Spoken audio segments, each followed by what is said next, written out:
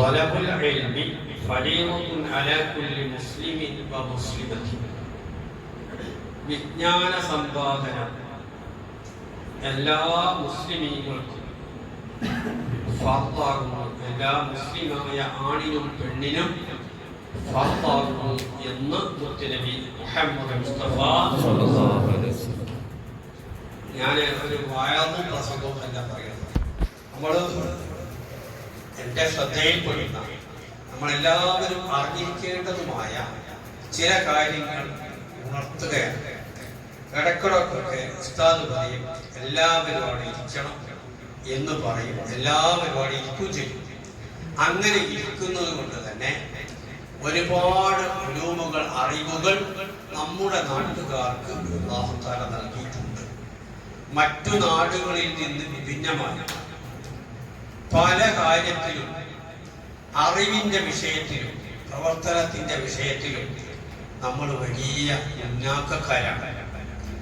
എൻ്റെ സുഹൃത്തുക്കളും അതുപോലെ ഞാൻ സേവനം ചെയ്യുന്ന സ്ഥലത്തു നിന്നൊക്കെയുള്ള ആൾക്കാർ ഇവിടെ വന്ന് താമസിക്കുകയും അവരെ ഇവിടെ ജമാഅത്തിലൊക്കെ കൂടുകയും ഒക്കെ ചെയ്തതിന് ശേഷം അവിടെ എത്തി എന്നോട് പറയാറുണ്ട്, ഇവിടുത്തെ ജനങ്ങൾ നിസ്കരിച്ചിട്ട് മൗലവികൾക്ക് വേണ്ടി ഒന്നായി കൂട്ടപ്രാർത്ഥന നടത്തി എല്ലാവരും എങ്ങനെയാണോ പള്ളിയുടെ ഇമാമ് ചെയ്യുന്നത് അതേപോലെ നിസ്കരിക്കുന്നത് കുളിർമയുള്ള കാഴ്ചയാണ് എന്നൊക്കെ പറഞ്ഞിട്ട് ഇങ്ങനെ പറയാറുണ്ട്. അതേപോലെ ശവ്വാല് മാസത്തിലൊക്കെ ദുൽഹജ്ജ് മാസത്തിലൊക്കെ എവിടെ നിന്നൊക്കെ മയ്യിത്ത് നിസ്കരിക്കുന്നുണ്ടെങ്കിൽ അവിടെ ഇമാം അല്ലാഹു അക്ബർ എന്ന് പറയുമ്പോൾ എല്ലാവരും ഉറക്കി അല്ലാഹു അക്ബർ എന്ന് പറയും. പക്ഷെ നമ്മുടെ നാട്ടുകാരെ പറയാറില്ല. എല്ലാവരും സാധാരണ എങ്ങനെയാണോ മയ്യിത്ത് നിസ്കരിക്കുന്നത് അതുപോലെ തന്നെ ചെയ്യാറുള്ളൂ. അതുപോലെ പല കാര്യങ്ങളിലും നിസ്കാരത്തിന്റെ വിഷയത്തിലായാലും മറ്റുള്ള പല വിഷയത്തിലും മറ്റു എല്ലാത്തിലും എന്ന് പറഞ്ഞാൽ 100% എന്നല്ല, മറ്റു നാട്ടുകാരെ അപേക്ഷിച്ച് നമ്മുടെ നാട്ടിൽ വലിയ പ്രത്യേകതയുണ്ട്. അത് എന്തുകൊണ്ടാന്ന് പറഞ്ഞാൽ ഇങ്ങനെ ഉസ്താദ് ഇടക്കിടക്ക് പറയും എല്ലാവരും ഇരിക്കണം എന്ന് പറഞ്ഞാൽ ഇരിക്കുകയും ഉസ്താദ് പറയുന്നത് കേൾക്കുകയും ശ്രദ്ധിക്കുകയും ഒക്കെ ചെയ്യുന്നത് കൊണ്ടാണ്. ആരിവിടെ പ്രസംഗിച്ചാലും നാട്ടുകാരൊക്കെ കേൾക്കാതിരിക്കും. അത് ഈ നാട്ടിന്റെ ഒരു പോസിറ്റീവായ ഗുണമാണ്.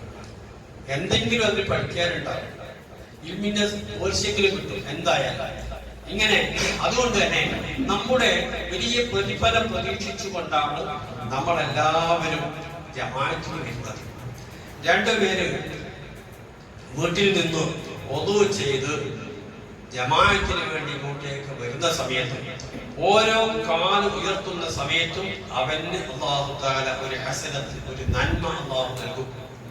മറ്റേ കാൽ ഉയർത്തുന്ന സമയത്ത് അല്ലാഹു തആല അവന്റെ തിന്മയെ അല്ലാഹു തആല പുറത്തു കൊടുക്കുകയും ചെയ്യും. ഇങ്ങനെയാണ് അവർ വരുന്നത്. ജമാഅത്തിന് വന്ന് കൂടിയാൽ തക്ബീറത്തുൽ ഇഹ്റാമിലൂടെ ഹാജരാവുകയും ഇമാമ് ചൊല്ലിയ ഉടനെ, ഇമാമ് അല്ലാഹു അക്ബർ പറഞ്ഞ ഉടനെ അല്ലാഹു അക്ബർ എന്ന് പറയുകയും ചെയ്താൽ അവന് 2 ഓഫർ അല്ലാഹു തആല നൽകിയിട്ടുണ്ട്. ഒന്ന്, അവൻ കപടനായി പോവില്ല. മറ്റൊന്ന്, അവൻ നരകത്തിന്റെ അവകാശിയായി പോകില്ല. ഇങ്ങനെ 2 ഓഫർ.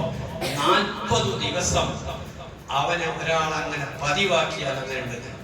അതേപോലെ ജമാഅത്തിന് സംബന്ധിച്ചാൽ മറ്റു നിസ്കാരങ്ങൾക്ക് ഒറ്റയ്ക്ക് നിസ്കരിക്കുന്നതിനേക്കാൾ 27 മടങ്ങ് പ്രതിഫലം ലഭിക്കും. ഇതൊക്കെ നമുക്കറിയാവുന്നതാണ്.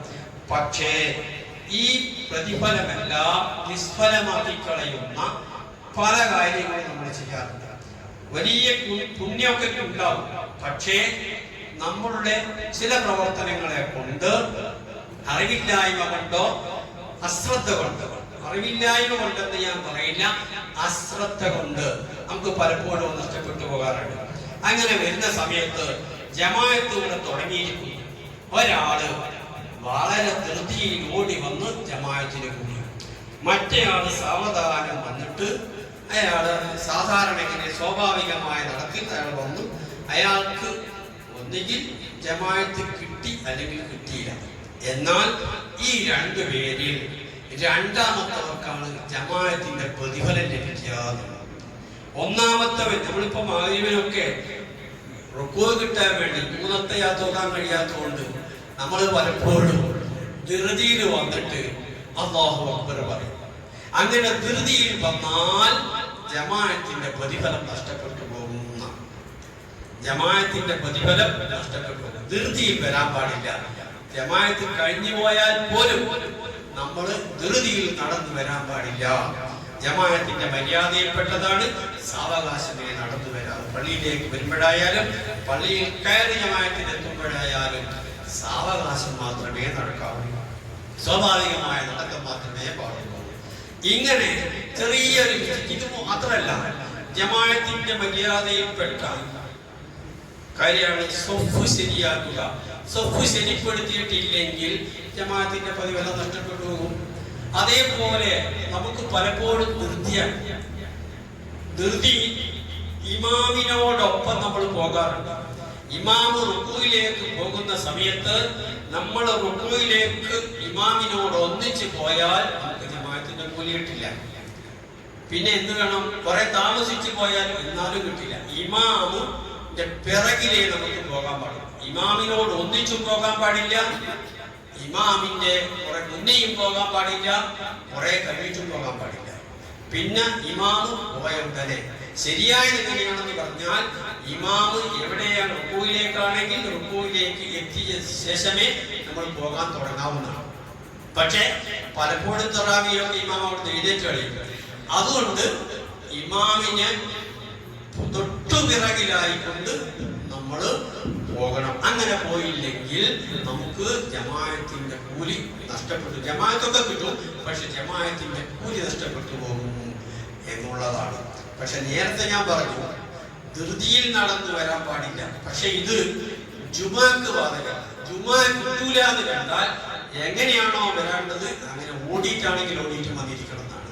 അത് നിർബന്ധമായ ജമാഅത്തായതുകൊണ്ട് അതിൽ ഓടിയെങ്കിലും വന്നിരിക്കുന്നതാണ്.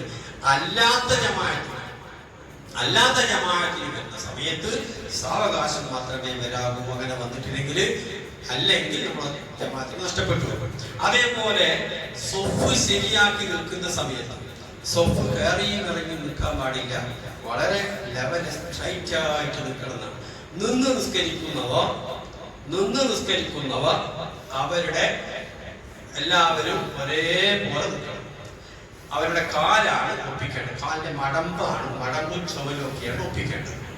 ഇനി അല്ല ഇരുന്നാണ് നിസ്കരിക്കുന്നതെങ്കിൽ, ഇരുന്ന് നിസ്കരിക്കുന്നവരാണെങ്കിൽ അവരുടെ ഊരഭാഗമാണ്, ചന്തിയുടെ ഭാഗമാണ് ഒപ്പിക്കേണ്ടത്. ഇങ്ങനെയാണ് ജമാഅത്ത് നിൽക്കേണ്ടത്. നിങ്ങൾ സൗകര്യം അങ്ങനെയാണ് മറ്റേതൊങ്ങനെയാക്കുന്നൊക്കെ പറയും. പക്ഷെ കിതാബിലുള്ളത് ഇങ്ങനെയാണ്. സൗകര്യം അല്ല, കിതാബിലുള്ളത് ഇങ്ങനെയാണ്.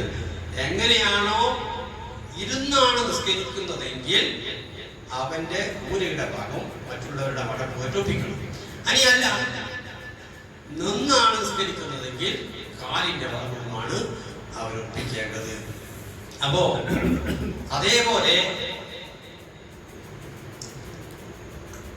അതേപോലെ നമ്മൾ ശ്രദ്ധിക്കേണ്ട വേറൊരു കാര്യം, പലപ്പോഴും നടന്നൊക്കെ വന്നിട്ട് നമ്മള് കസേര വെച്ച് നിസ്കരിക്കും. ഇവിടെ നമ്മളെ പള്ളിയിൽ കസേരന്റെ ആൾക്കാർ വളരെ കുറവാണ്. പക്ഷെ മറ്റു പലയിടങ്ങളിലും നടന്ന് വരുന്നുണ്ടാവും, കസേര എടുത്തിട്ട് വരും, എന്നിട്ട് ഇരുന്നിട്ട് നിസ്കരിക്കും. പക്ഷേ നിൽക്കാൻ കഴിയാത്തവർക്ക് ഇരുന്ന് നിസ്കരിക്കാം എന്നാണ്. പക്ഷെ ആ കഴിവില്ലായ്മ എങ്ങനെയെന്നാണ് അറിയുമ്പോ, ഈ അത്തഹിയാത്തിന്റെ സമയത്ത് ഇരിക്കുന്ന കാര്യമല്ല ഞാൻ പറയുന്നത്, തുടക്കം മുതലേ ഫാത്തിഹ ഓതുമ്പോൾ ഇരിക്കുന്ന കാര്യമാണ് പറയുന്നത്. അങ്ങനെ ഇരിക്കുകയാണെങ്കിൽ ഒരാൾക്ക് നിൽക്കാൻ കഴിയില്ല എന്ന് പറഞ്ഞാൽ, ഒരു ഫാത്തിഹ ഓതുന്ന സമയം അയാൾക്ക് നിൽക്കാൻ കഴിയുമെങ്കിൽ അയാൾ നിന്നിട്ട് നിസ്കരിക്കണം. ഇനി അല്ല ഒരാളെ കൊണ്ട് ഒരു ജനലിങ്ങനെ കുഴിച്ചിട്ട് അയാൾക്ക് നിൽക്കാൻ കഴിയും എങ്കിൽ അയാൾ ഇരുന്ന് നിസ്കരിച്ചാൽ ഈ നിസ്കാരം ശരിയാകില്ല.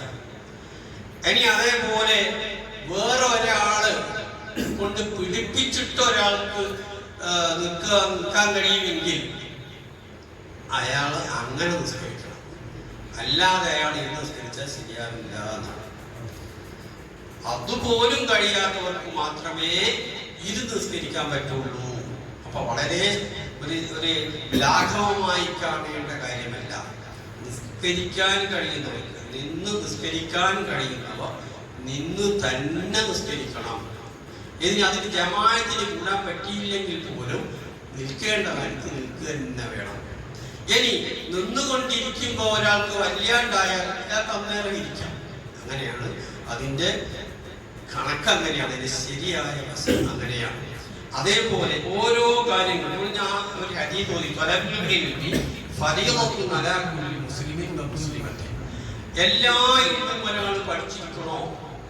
എല്ലാവരും മുന്നേറാൻ പറ്റുമോ? എല്ലാ ഇൽമും പഠിക്കണമെന്നില്ല. നമുക്ക് നിർബന്ധമായ കാര്യങ്ങൾ, നമ്മളിപ്പോ നിസ്കാരം എല്ലാവർക്കും നിർബന്ധം. അപ്പൊ നിസ്കാരവുമായി ബന്ധപ്പെട്ട കാര്യങ്ങൾ എല്ലാവരും പഠിച്ചിരിക്കണം. നിസ്കാരത്തിന് സുജൂദ് എങ്ങനെ ചെയ്യണം? പലപ്പോഴും നമ്മുടെ ന്യൂജനൊക്കെ സുജൂദ് ചെയ്യുമ്പോൾ വളരെ ശ്രദ്ധിക്കേണ്ടതുണ്ട്. 7 അവയവങ്ങൾ സുജൂദിൽ വെക്കൽ നിർബന്ധമാണ്. 8ാമത്തെ മൂക്ക് വെക്കൽ നിർബന്ധം. ആ 7 അവയവത്തിൽ പെട്ടതാണ് കാലിന്റെ വിരലിന്റെ പള്ള എന്ന് പറയുന്നത്. കാലിന്റെ വിരലിന്റെ പള്ള എന്ന്, കാലിന്റെ വിരലിന് ഇത് തല, ഈ ഭാഗം പള്ള, ഇങ്ങനെ മടക്കി തന്നെ വെക്കണം. ഇങ്ങനെ കുത്തനെ വെച്ചാൽ പോരാ. ഇതാണ് പ്രബലമായ അഭിപ്രായം. അതുകൊണ്ട് കാലിന്റെ വിരല് സുജൂദ് ചെയ്യുന്ന സമയത്ത് അത് മടക്കി തന്നെ വെച്ചിരിക്കണം. അത് വളരെ ശ്രദ്ധിക്കണം. ഇതൊക്കെ ആരുടെയെങ്കിലുമൊക്കെ ശ്രദ്ധയിൽ പെടുന്ന സമയത്ത് മറ്റുള്ളവർക്ക് ഇത് ഉണർത്തി കൊടുക്കുകയുമാണ്. ഉണർത്തി കൊടുക്കണം. അങ്ങനെ ഉണർത്തി കൊടുക്കൽ നമ്മുടെ മേൽ നിർബന്ധമാണ്. അറിയുന്നവർ, ശ്രദ്ധയിൽപ്പെടുന്നവർ മറ്റേ ആൾക്ക് പറഞ്ഞു കൊടുക്കണം. ഖുർആൻ ഓതുമ്പോൾ തെറ്റിപ്പോയാൽ അത് പറഞ്ഞു കൊടുക്കൽ നിർബന്ധമാണ്. അത് പറഞ്ഞു കൊടുത്തിരിക്കണം. ഇനി അത് പറഞ്ഞു കൊടുക്കുന്ന സമയത്ത് നിർബന്ധമായ കാര്യം മാത്രമല്ല, സുന്നത്തായ കാര്യമാണെങ്കിൽ പോലും പറഞ്ഞു കൊടുക്കണം. ഒരാള് ഭക്ഷണം കഴിക്കുന്ന സമയത്ത് ഇടത്തെ കൈ കൊണ്ട് കുടിക്കുക, ഇടത്തെ കൈ കൊണ്ട് ഭക്ഷണം കഴിക്കുക.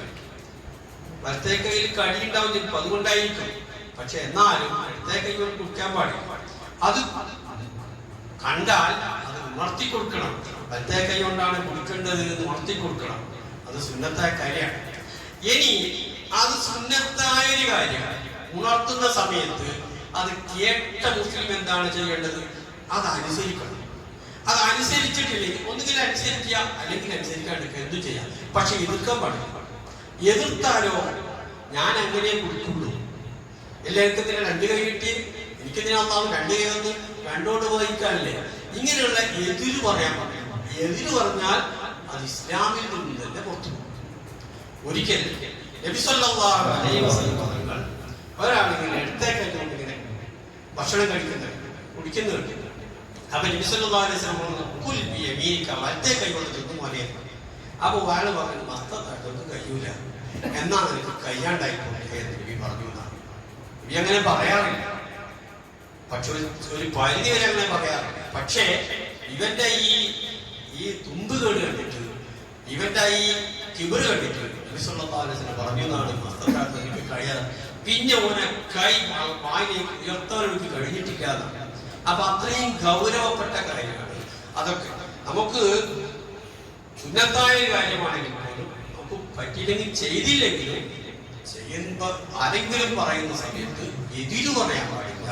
അത് വളരെ നമ്മൾ ശ്രദ്ധിക്കേണ്ട ഒരു കാര്യമാണ്. ഇങ്ങനെ നമ്മൾ മനസ്സിലാക്കി വെക്കേണ്ട ഒരുപാട് കാര്യങ്ങൾ. അതുപോലെ നമ്മൾ പലപ്പോഴും ഒരു ഹിന്ദുക്കളൊക്കെ, മുസ്ലിമീങ്ങളല്ലാത്തവര് അള്ളാഹുവിനെ പറയുകയാണ് അള്ളാഹു എന്ന് പറയും, അള്ളാഹു എന്ന് പറയും. എന്നാൽ പുതിയതായിട്ട് ഇസ്ലാമിലേക്ക് വന്നയാള് ഒരു പറ അള്ളാഹു എന്ന് പറയും. ഇതിലേതാണ് ശരി? അത് രണ്ടും തെറ്റാണ്. അള്ളാഹു എന്ന് പറഞ്ഞാൽ അത് തെറ്റാണ്. അള്ളാഹു എന്ന് പറയുമ്പോൾ നമ്മളൊക്കെ വളരെ ശ്രദ്ധിക്കേണ്ടതുണ്ട്. അള്ളാഹു അക്ബർ എന്നൊക്കെ നമ്മൾ പറയാറുണ്ട്. അള്ളാഹു അക്ബർ എന്റെ ഉസ്താദ് പഠിപ്പിക്കുന്ന സമയത്ത് പറഞ്ഞിട്ടുണ്ട്, അള്ളാഹു കൊണ്ട് അള്ളാഹ് എന്ന് പറഞ്ഞാൽ ഭദ്രകാളി എന്നാണ് അതിന്റെ അർത്ഥം. ഡിക്ഷണറിയിൽ നോക്കിയിട്ട് ഞാൻ കണ്ടിട്ടില്ല, പക്ഷെ അങ്ങനെ പറഞ്ഞിട്ടുണ്ട്. പേടിപ്പിക്കാനാണോ എന്ന് എനിക്കറിയില്ല. അള്ളാഹു എന്ന് പറഞ്ഞാൽ അതിന്റെ അർത്ഥം ഭദ്രകാളി എന്നാണ്. എന്താണ്, എങ്ങനെയാണ് അള്ളാഹു പറയേണ്ടത്? ശ്രദ്ധിച്ചു കേട്ടുള്ളൂ.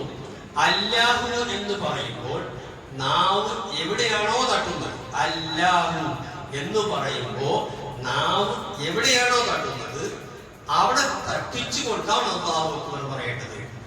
നാവ് ചുണ്ടിന്റെ പുറത്തേക്ക് വരുന്ന രീതിയിൽ പല്ലിന്റെ പുറത്തേക്ക് വരുന്ന രീതിയിൽ അല്ലാഹ് പറഞ്ഞാൽ അതിന്റെ അർത്ഥം ശരിയല്ല. അത് ഖാലിഖും റാസിഖുമായ നമ്മുടെ ഇലാഹായ അല്ലാഹു അല്ല, അത് വേറെന്തുമാണ്. അപ്പൊ അത് നമ്മൾ വളരെ ശ്രദ്ധിക്കണം. അല്ലാഹു അക്ബർ എന്ന് തന്നെ നമ്മൾ പറഞ്ഞിരിക്കണം.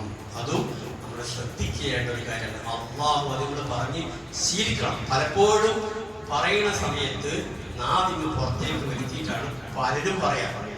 ലാ ഇലാഹ ഇല്ലല്ലാഹ് എന്നൊക്കെ പറയുമ്പോ ലാ ഇലാഹ ഇല്ലല്ലാഹ്, ഈ ലാ ഇലാഹ ഇല്ലല്ലാഹ് വേറെയും കുറെ തെറ്റുകളുണ്ട്. നമ്മൾ ശ്രദ്ധിക്കേണ്ട കുറെ തെറ്റുകൾ ഞാൻ പറഞ്ഞുതരാം.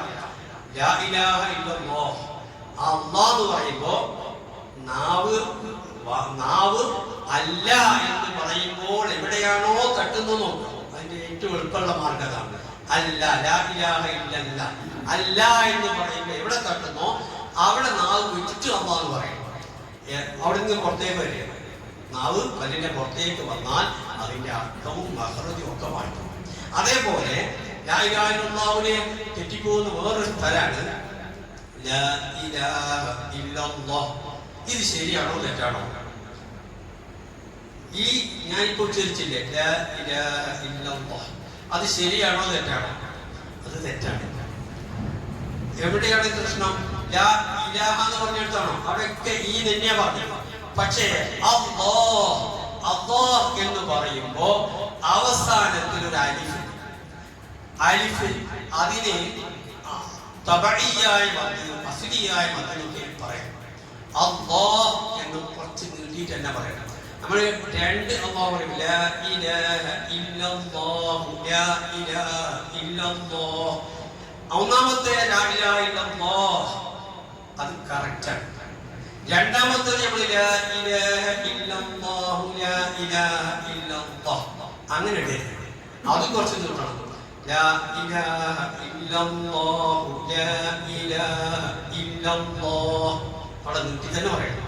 അല്ലാതെ ലാ ഇലാഹ ഇല്ലല്ലാഹു ലാ ഇലാഹ ഇല്ലല്ലാഹ് ഇല്ലല്ലാഹ് അല്ല ഇല്ലല്ലാഹ് അങ്ങനെ നീട്ടി തന്നെ പറയണം. അല്ലാതെ നമ്മൾ അതിൽ തെറ്റിപ്പോകും. ലാ ഇലാഹ ഇല്ലല്ലാഹ് പ്രതിഫലം ലാ ഇലാഹ ഇല്ലല്ലാഹ് വേണ്ട വിധത്തിൽ ഒരാൾ പറഞ്ഞാൽ ആ ലാ ഇലാഹ ഇല്ലല്ലാഹ് എന്നുള്ളത് മീസാനിൽ കൊണ്ടുപോയി വെക്കുകയും മീസാനിന്റെ മറ്റേ തട്ടിൽ ആകാശവും ഭൂമിയും അതിലുള്ള ചരാചരങ്ങളും കൊണ്ടുവച്ചാലും ആ ലാ ഇലാഹ ഇല്ലല്ലാഹ് മുന്തൂക്കം ഉണ്ടാകുന്നതാണ്. അപ്പോ അത്രയും ശ്രേഷ്ഠമായ ദിക്റാണ് ആ ദിക്ർ ഒരാളെ ചൊല്ലിയാൽ സ്വർഗത്തിൽ എത്തിയതാണ്. അത്രയും ശ്രേഷ്ഠമായ ദിക്റാണ്. അപ്പോ അത് പോലും നമുക്ക് ശരിയായ രീതിയിൽ പഠിച്ചു വെക്കുകയും പറയുകയും വേണം. അല്ലാഹു റബ്ബുൽ ഇസ്സത്ത് നമുക്ക് നല്ല കാര്യങ്ങൾ പഠിച്ചതനുസരിച്ച് പ്രവർത്തിക്കാനും അല്ലാഹു തൗഫീഖ് നൽകുമാറാകട്ടെ. നമ്മൾ പഠിച്ചതെല്ലാം അല്ലാഹു നാഫിയായ